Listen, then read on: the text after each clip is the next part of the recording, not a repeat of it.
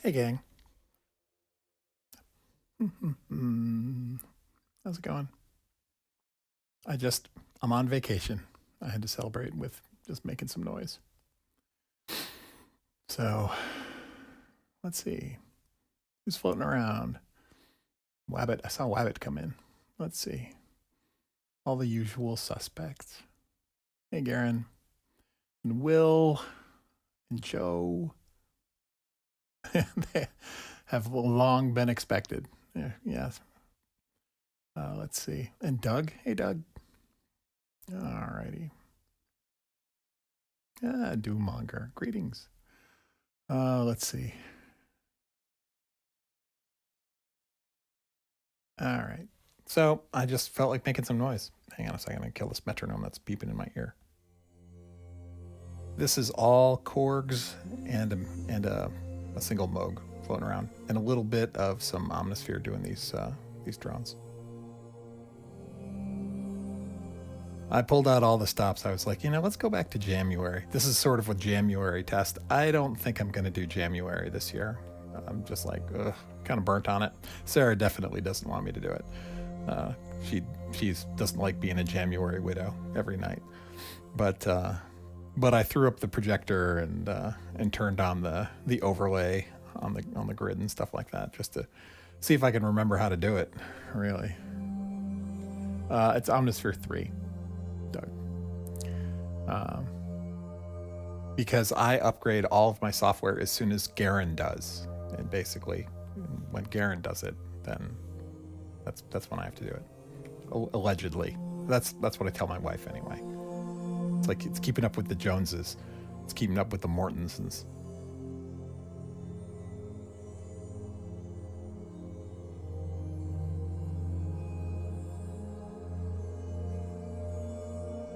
Oh, I do love these pads, though. It's a good investment.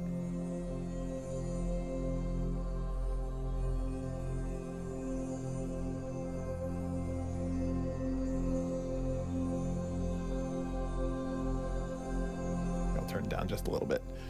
Let's put some stuff over it.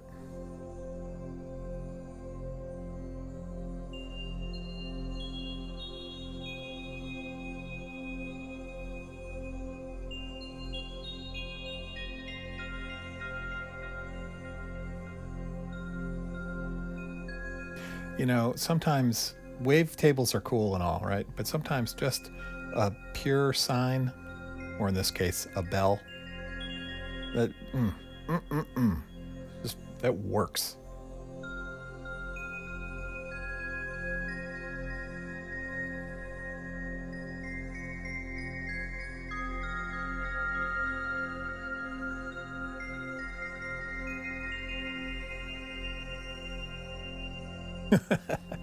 Sorry, Garen.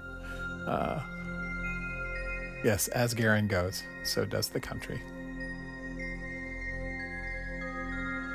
And I was in the mood for this, just arpeggiated, 16th note bass thing going on.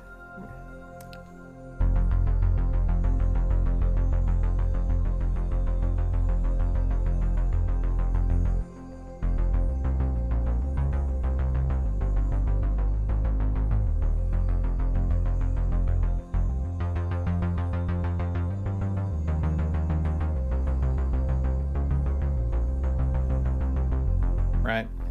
So let's do this. Got the drone running. Let's do a. And this is just a subsequent with the.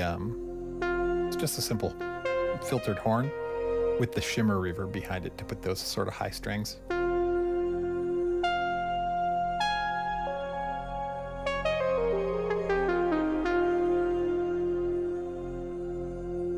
Let's see. Let's do something short.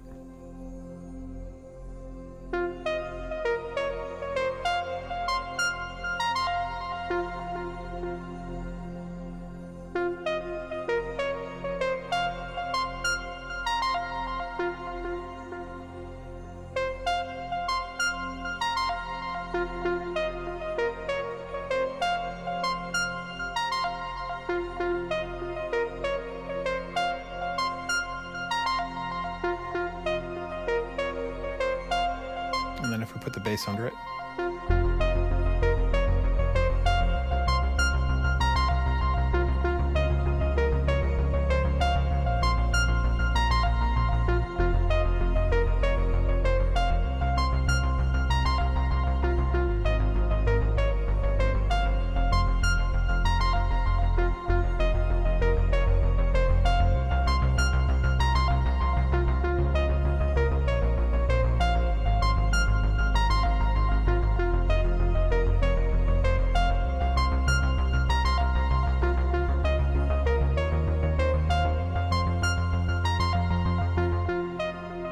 All right, so if that's going to do that,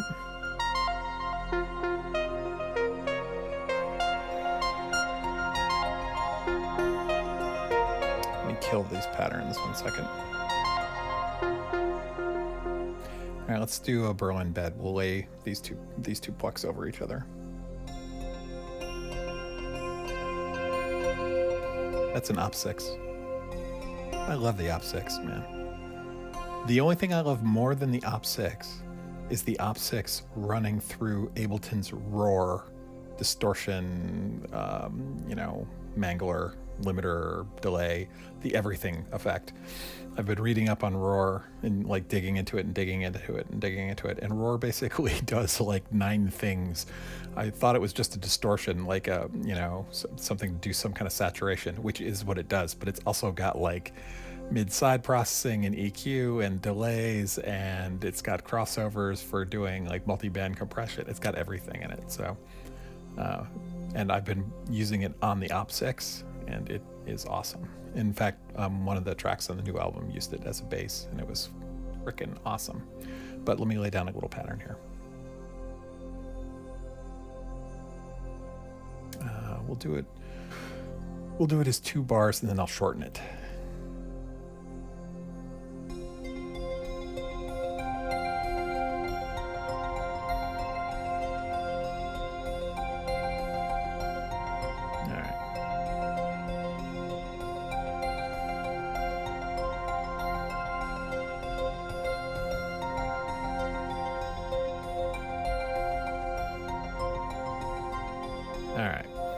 That's off. That's 7 bars long, or 7 beats long. So now I need the kick. I need a kick bomb drum so I can center on the downbeat.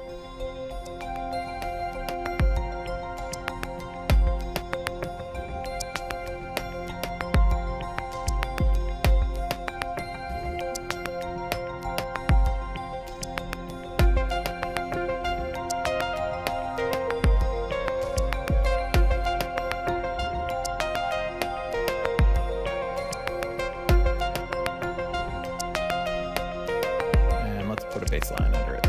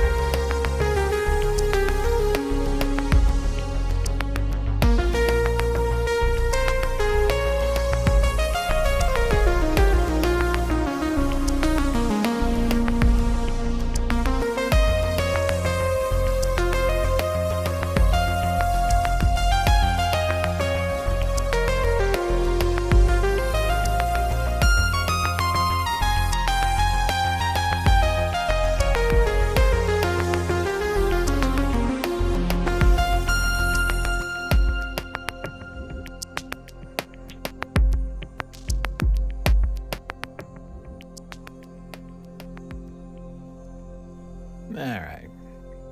Let that drone on a little bit. What's going on in the chat here? Let's see. Doug, how are you getting the blue backdrop? Do you mean the backdrop on the pads?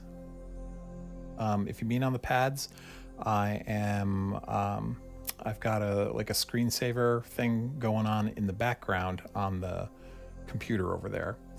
And I'm capturing that background, and you can see it around the borders of the window. That's that background. And what I've done is I've mapped it onto the pads as well. The software I use will let me do that. That's what's going on there. So it's just for, you know, psychedelic porpoises, basically. Hysterical porpoises. So let's see. RCA VHS tape. Welcome if you're new. Greetings. Let's see. Oh God, you guys are talking about booze. I do miss the alcohol. I cannot drink it anymore. My heart will not let me. But let's see. Okay, so you guys are educating each other. Cool. Well, welcome, RCA VHS tape. Welcome to the pit of gear despair, right? It's like you watch somebody stream and you like project onto it and you're like, oh, I want to try that, right? And then it's like, cha-ching. Okay, it's gonna cost. But you could do it on the cheap. Don't get a push. Get a Launchpad Pro Mark III, right? Because you could pick one of those up for a couple $100, and then it's everything I've done tonight. You can mostly do on a Launchpad Pro Mark III. You don't need one of these pushes. The push is just a luxury. It's like having a fancy car. That's all it is. You don't need it. You can get away with a Novation Toyota Tercel Launchpad Pro that works just fine.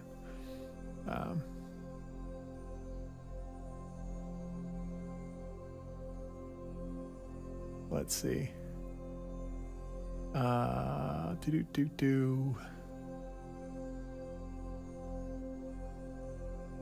if you buy a push, you get a copy of Ableton like intro, and that's fully capable of doing everything. They've actually evened out the different versions, like the different editions. So like Light is the one they give away when you buy a piece of hardware. That one's kind of not so awesome, but the intro version's cheap, and it can talk to all your hardware and software, and it does everything fine. It's just limited in tracks. You don't have to get standard. Again, everything I've done tonight is on 8 tracks for the most part. A little bit extra because of the microphone, but you could easily do what I'm doing tonight with Ableton intro. Not a problem. Hey, Jeff.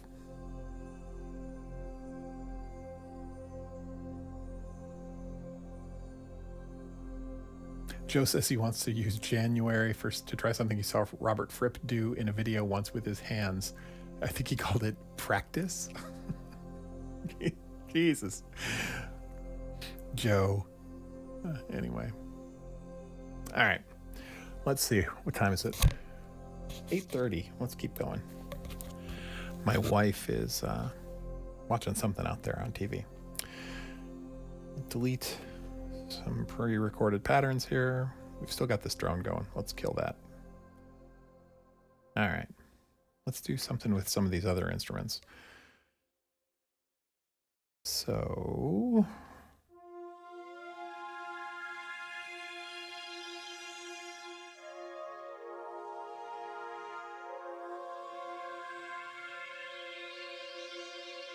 this is a mod wave.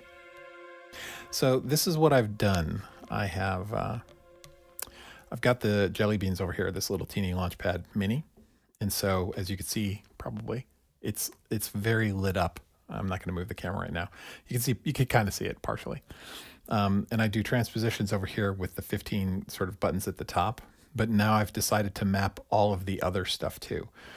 And so the bottom 5 rows going across all 8 columns are preset selection for every instrument in the system. So I can just go, I have 5 instruments selected for each instrument on each track.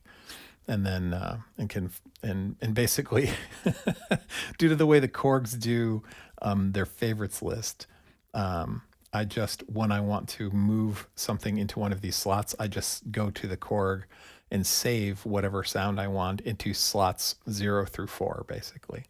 That's what these all are, essentially.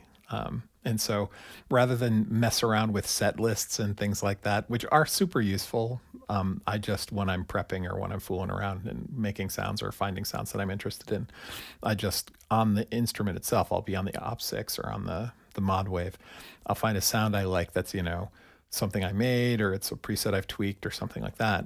And if I want to use it in the performance, I just say save to slots, any of the first 5 slots, so slots 0 through 4, and then it will just automatically be available on the Jelly Beans here. It's very lazy, but it works, right?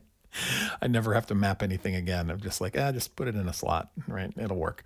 And then, so we got transposition in the upper right-hand corner. We've got preset selection on the bottom 2/3 of the grid. And then this last 9x9, 3x3 section in the upper right-hand corner, upper left-hand corner that you cannot see probably. This is the microphone mute for sneezes. It's the microphone mute for sneezing. And then the other 8 buttons in that grid are the sustain pedals, one for each instrument on the 8 tracks that I'm working with. So if I want to drone something, I could just hit a note and then hit the associated sustain pedal button for that. It lights up green to let me know that it's sustaining. I mean, besides obviously hearing it. And then it works from there.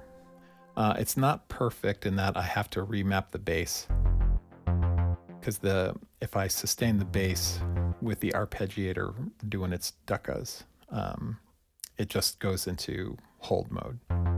So like, let me demonstrate. So when I'm holding down and the arp's running, if I sustain it, it sustains, but as an individual note. I actually have to map that to hold on the arpeggiator, but lately I've been just setting it manually on the, I could set it manually in the arp right here. There we go. So now it'll just hold, and now I can transpose it around.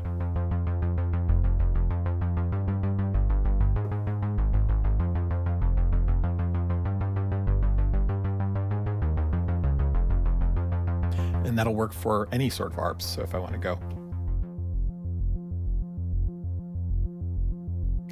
Here, we'll do this, and we will, the gate is at 105%.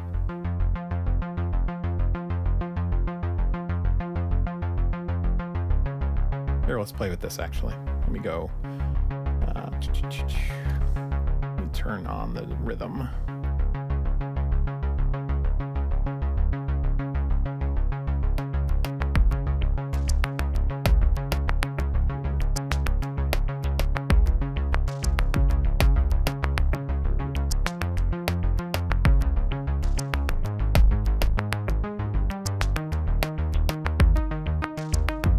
So I could play the bass arps over here, or I could just have it sustain like a 3-octave run, which is what it's doing, and then use the Jelly Beans to transpose it around.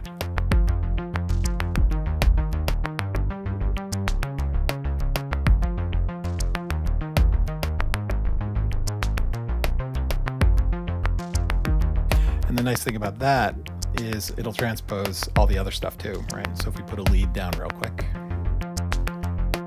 let's do a little 8-bar lead.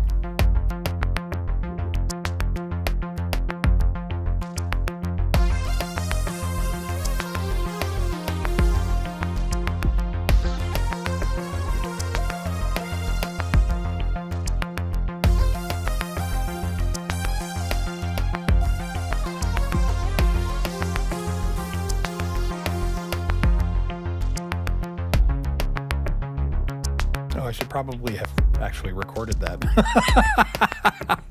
Whoops. Okay, let's try again.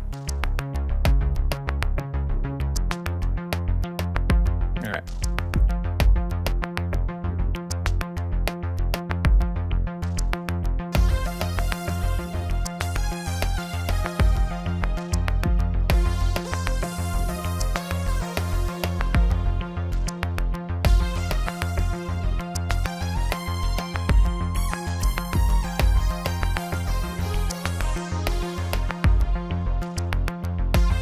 There we go.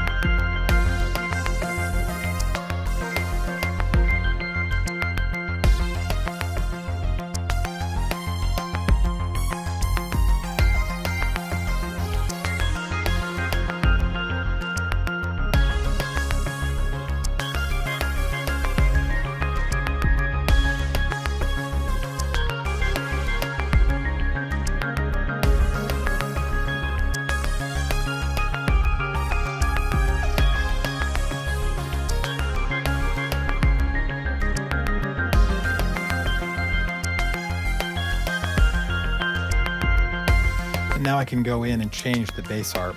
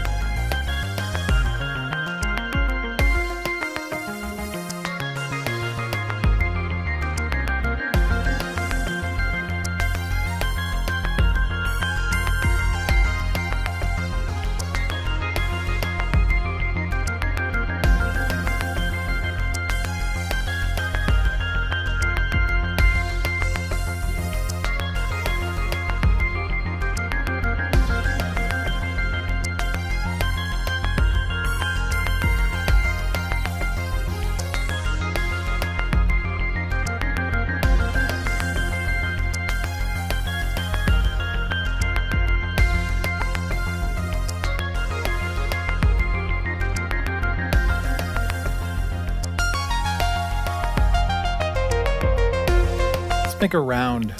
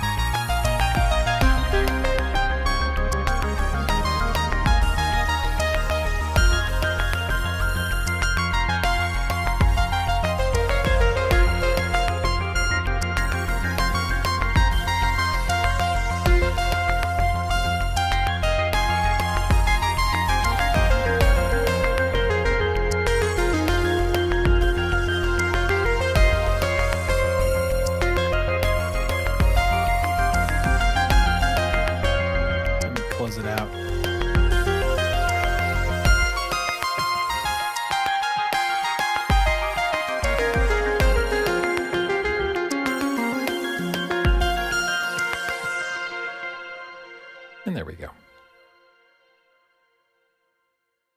All right. And we'll shut the old, take the rhythm back down, and we'll put the drone back on.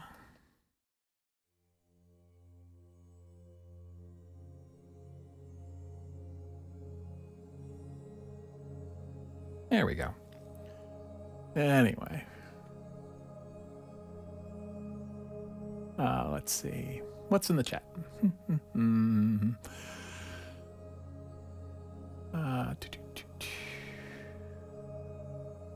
Yeah, Launchpad Pro. It's awesome.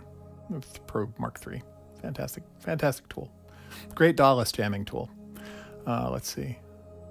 It's on sale right now. Nice. What's it going for, Will? Did you say in the chat? It used to be, it was way cheaper than the Push, but it was still, you know, more than $200. I hope it's less than that now. Doug says, I understand the amount of work January is, but your music was a reference. Oh, thank you, man. Well, Doug, I have a new album out if you can listen to that on repeat, although it'll get boring really fast. Um, I may reconsider. It just depends. If I do something for January, it probably won't be every day, right? I might do something like once a week. I may bring the Sunday streams back for January. Oh, Florida Man, that's very popular right now. Many of my relatives live in Florida, and they're actually watching it as well, saying, "Oh my God, this is so funny," or so true, something like that. Jeff says, when you push the jelly bean buttons, does Ableton tell you anything like transpose +5, or is it all silent? The push does not display anything. No.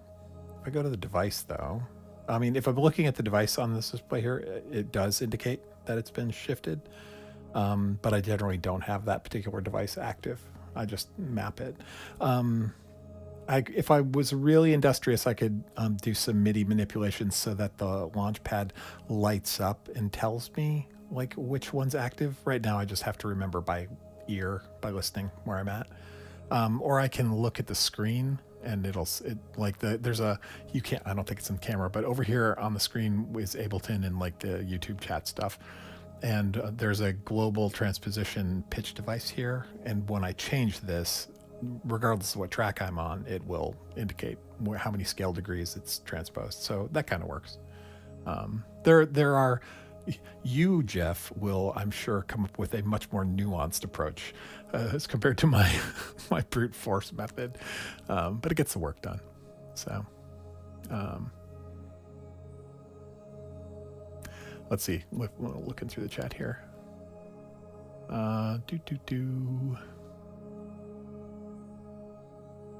You neglected to install all the samples for Ableton percussion stuff on the new machine. Yeah. I actually forgot to activate my percussion stuff on here using a third-party plugin, and I installed it, but I never activated it. So like 10 minutes before the stream, I like bring it up and it goes, boop, authenticate, here's your challenge code. I'm like, oh yeah, we go deal with that. It was easy though. It's another Spectrasonics tool. They make it easy. Let's see. Launchpad Pro is $320 on sale. Is that like $30 off? I want to say it was like $350 when it first came out. I don't know, maybe tariffs have put the price up. Yeah, who knows? Jeff is reconsidering January as well. Yeah, my workload is insane right now. It is crazy. It's supposed to like slow down a bit, but I need this. I'm off for 2.5 weeks, and I am absolutely not thinking about work. My boss still sent me a message today at 5 p.m. But granted, the message was to say, have a nice holiday, right? So that's fine. But I like left work at 3 and like, I'm out, like high-fiving people as I'm going. I'm like, yo, I'm out. See you in January 5th. I'll be back. And then like 5 o'clock, I'm making dinner and like bloop, Teams on my phone goes, message from your boss. And I'm just like, please, don't be like an emergency or something. And it wasn't. It was just like, have a great holiday. I'm like, okay, thank you. So, all right. Amazon says it was $390. Wow. It must be the tariffs. Maybe it was always that expensive. I mean, I've had the same Launchpad Pro. It's floating around here somewhere. The Launchpad Pro Mark III, I've had the same one since it came out, and it's been out for like 7 years. It's been out a really long time. So like I amortized that expense. I'm very happy with it. Teams on phone is the worst. Yeah, but just the way it is. There's, global company, India, 5 a.m. Gotta talk. But anyway, let's do a little bit something else. Here, let's do this. Something I neglected to do. We'll go to the ambiances. We will turn off that. I have the multi-poly sitting here, and it has nothing preset. I haven't selected any presets for it, right? So it's sort of a mess. Hang on a second. Multi-poly. That's this one. So this is what's selected on the multi-poly. This is slot 0. Right. And I think I used that a couple weeks ago. The only reason it's there is because I was like, oh, that's a dramatic sort of droppy kind of thing. But it's like a one-trick pony. Like once you use it, I don't really want to use it again.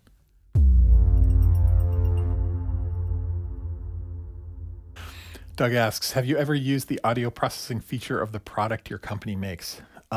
Yes. So we have a toolkit that will let you write DSP code and embed it in things. And among of the one of the things that it will embed it to is it'll generate a VST. So we do this thing every 6 months where we do this like heavy duty, all hands on deck testing of the product. And when you have to do that, you can follow these recipes that they give you. They're like, here's the new features. Make sure you try them out, or you can do whatever you want. And I tend to do whatever I want. So every time we do the heavy duty, all hands on testing, I verify that all the MIDI connectivity still works in the product and that the audio stuff still works. So I bring in a controller and basically hook it up on my desk, like make a little music. I'm like, yeah, it still works. So, but it's a little bit like killing ants with a sledgehammer, though, Doug. It's like a little overkill. I wouldn't necessarily buy MATLAB so that in the DSP toolkit so that you can make a VST. There are better, easier, cheaper ways to do it. But I hope they don't hear me say that. It's very domain specific, right? I think we support exporting to generating VSTs because you want to take your DSP processing for, say, cell phone tower signal manipulation, and you want to be able to use a DSP host to test that out in the field. I don't think it's like a market for synthesizers, but anyway, let's see.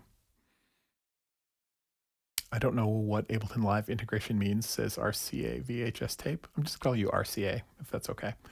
Do I have to use a computer with it? Because that's a no-go.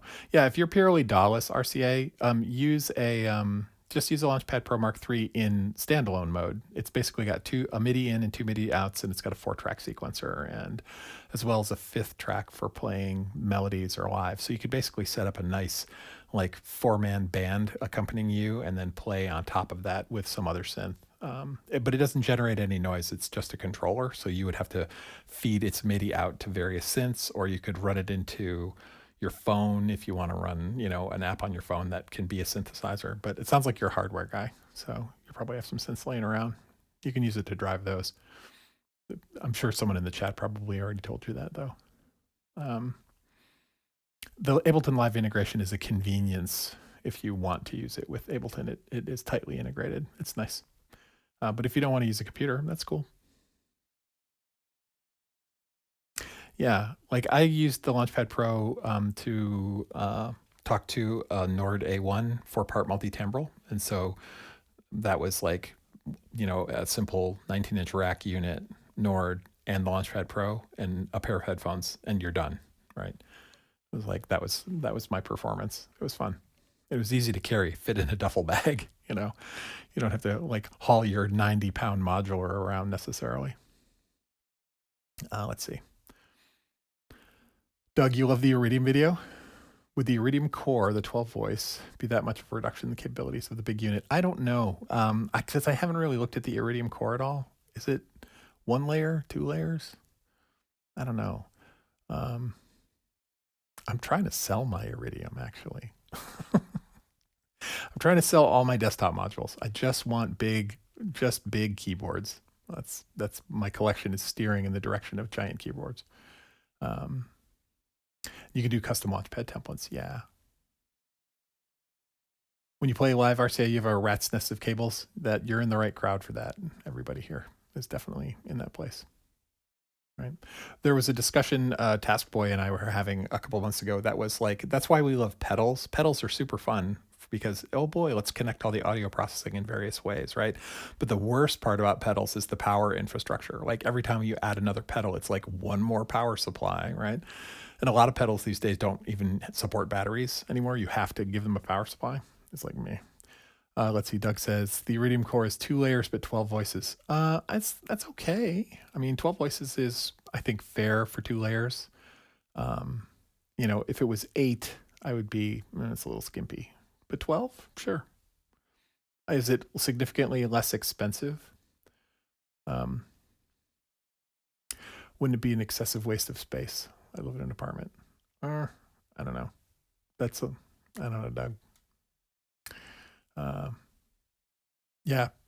Oh, my collecting style. Yeah, I know. I'm getting rid of modules and using keyboards. That's just the shape of what I'm doing collecting wise. Yeah, it's a huge pain. Yeah, the power infrastructure for sure. Iridium core's $2,200 and the Iridium's $3,500. Well, it's 16. They've discounted the price, but the same percentage that they discounted the voices. So, the Iridium is it's a luxury synth. Like I believe all synths are luxuries, right? That's my opinion. But the Iridium in particular is a very, very powerful synth. And it is also, it's like buying you're buying a box of science when you buy an Iridium. You're committing to like learning how to get into its nooks and crannies and do all of this stuff, which gives you a lot of power. The thing I don't like about the Iridium is its flow is not great for me. From my perspective, the touchscreen just bugs me. And there's a lot of stuff hidden behind menus and dials and stuff and tabs in the touchscreen. But if it's your only synth and it's 2 layers and that's good for you, I mean, it's like a life commitment. I guess that's why I'm getting rid of the Iridium, right? I'm divorcing it. I was like, you and I, not life partners. Iridium, sorry, it's not going to work.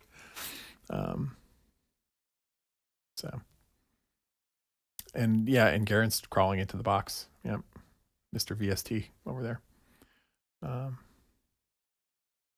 I have to get back to the matriarch. Actually, why are we not droning? I need a little drone in the background. Oh, because I was going to go through the multi-poly sounds. Sorry, you guys distracted me. All right, so this is what's in the multi-poly there. That's on slot 0. Slot 1.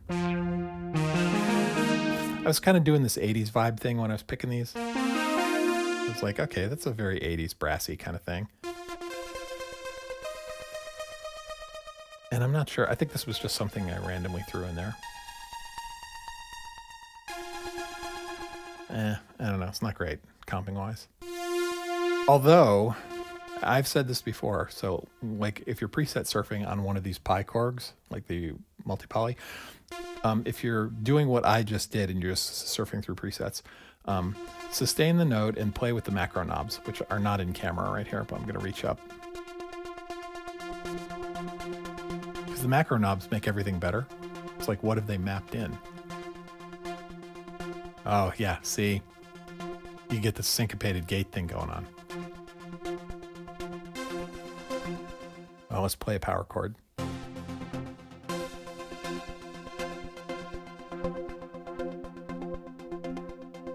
Oh, and then there's the knob labeled distortion.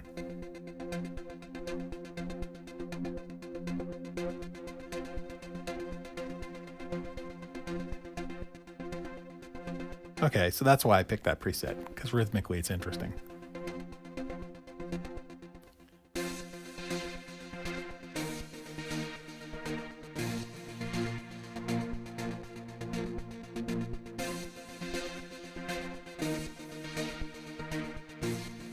All right, let's try and make something with this. Hang on. Let's change the tempo.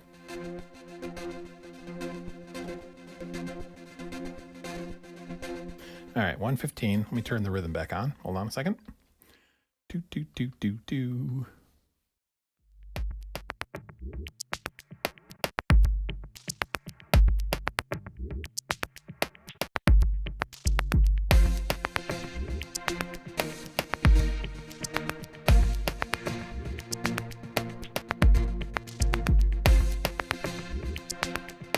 All right, let's record that.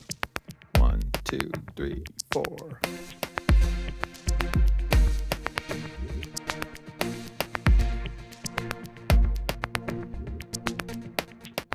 Oop, hang on a second. I flubbed that one.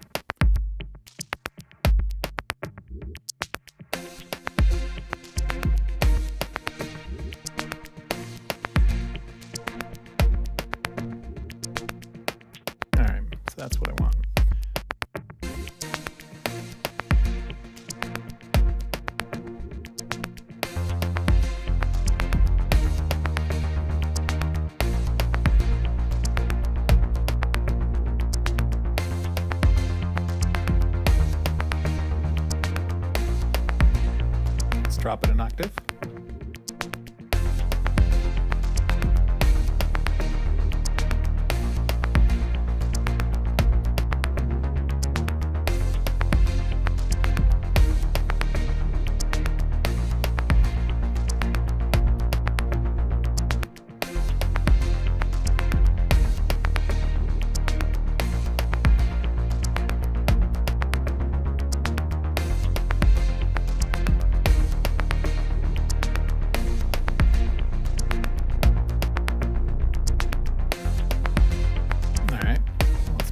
On it.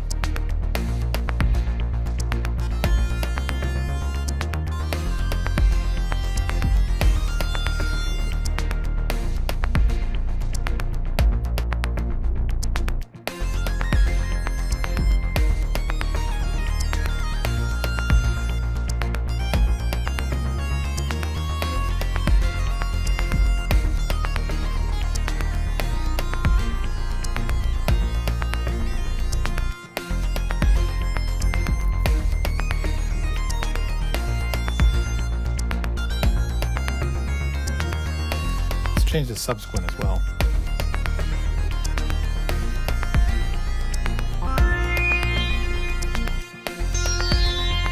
Oh, subsequent went out of tune. So the heat's been cycling because it's so cold out. The only analog synth that I'm playing tonight, and it's drifted.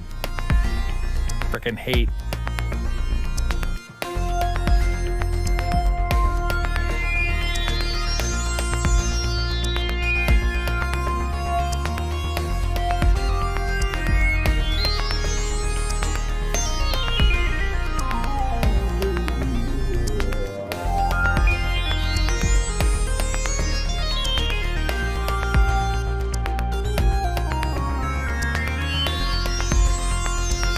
Still sounds like it's a little out.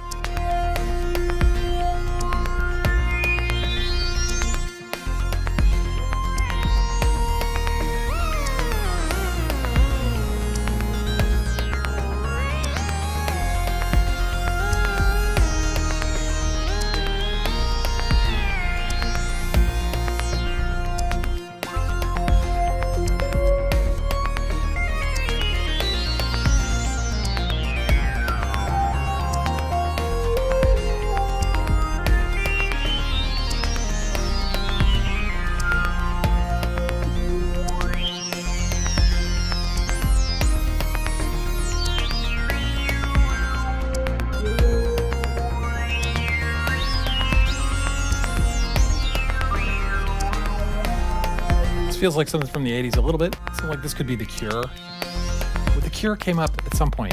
Sometime, maybe on the Discord server, people were talking about The Cure today. All right, that's enough of that.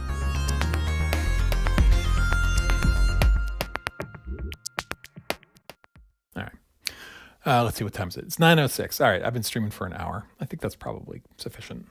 Let's look in the chat here.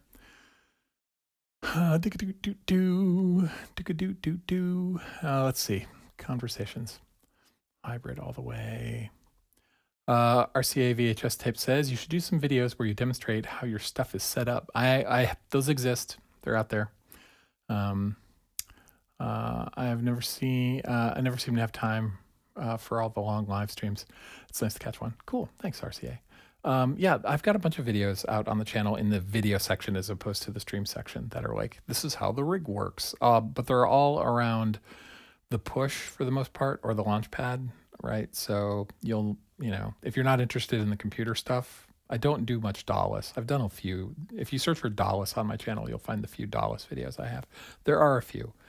But if you want to understand how the rig works, there's definitely a couple videos out there covering that. So, all right, I am going to go to bed as well. Oh, bed, what time is it? 9 o'clock. Yeah, it's almost bedtime. So you all know, the denizens of the chat right now are primarily denizens of the Discord server, right? So you guys know, I get up at like 4:45. I wake up at, midnight and 1 and 3 to pee, old man bathroom time. But then the dog, at 4:45, the dog is like, hey man, it's my turn. I need to pee now. So he gets me up. So as a result, I go to bed at like 9:30. So, Subdrift sounds like a PC game from the 80s. Yeah, the multi-poly is definitely in like this 80s place. Oh, here, I'll do this really quick. This is a preset on the multi-poly that I really enjoy. Yeah, hold on.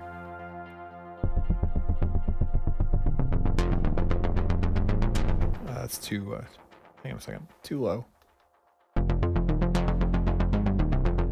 We'll slow it down just a little bit.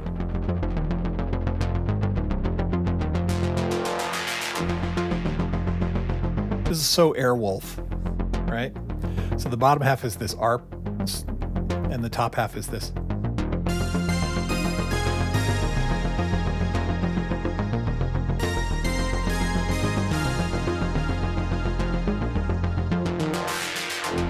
It's so Airwolf. All right. So, hey, thanks for showing up. Thanks for, I hope this was entertaining. I just needed to test out the rig and, do a little like stream with all the lights and all the bric-a-brac and the backlighting and the projection on the pads.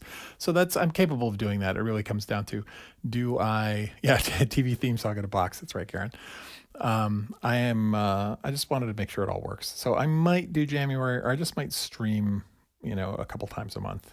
And then we'll do it with this accoutrement, all nonsense going on. So Doug, I'll do my best. I'm definitely not doing it every day in January. My wife would kill me. So anyway, holidays are coming. I'm off for the next 2.5 weeks. I'm going to work on some music. I'll be using the push, not the push, the move. I've been do some writing on the move, and we'll see how that goes. But thank you, everyone. I'm going to shut the stream down. You all have an excellent holiday. If I don't talk to you before then, if you don't do Christmas, you're doing something else. What is it? We're in the middle of Hanukkah, I think, right now. We had the first night of Hanukkah a couple days ago. A neighbor across the street.